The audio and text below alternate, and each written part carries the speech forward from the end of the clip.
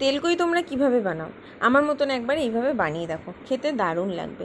বাজার থেকে মাছটা ভালো করে কেটে কাটা দেওয়ার পরেও না একটা স্যাঁতস্যাঁতে ভাব থেকেই থাকে দেখবে। তো ওটাকে ভালো করে এনে চপার বোর্ডের মধ্যে ভালো করে ঘষে ঘষে ধুয়ে নাও, দেখবে সুন্দর যে ল্যাদল্যাদে একটা ভাব থাকে না, ওটা চলে যাবে। তো যাই হোক, ভালো করে মাছটাকে গরম তেলে ভেজে নাও।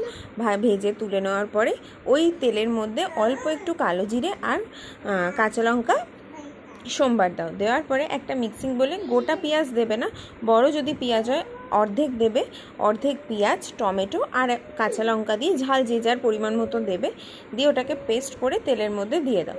দিয়ে কিছুক্ষণ নাড়াচাড়া করার পরে নুন, লঙ্কার গুঁড়ো আর হলুদ, এই 3টে মশলাই যাবে, আর কিছু যাবে না। ভালো করে নাড়াচাড়া করে ওটাকে কষিয়ে নাও।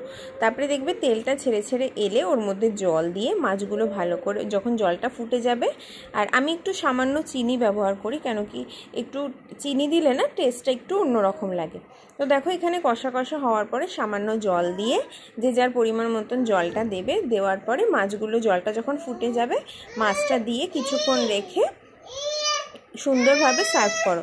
গরম ভাতের সাথে এটা খাও, খেয়ে দেখো দারুণ লাগবে। যদি ভালো লাগে ফলো করে দিও, আর লাইক কমেন্ট শেয়ার করতে ভুলো না।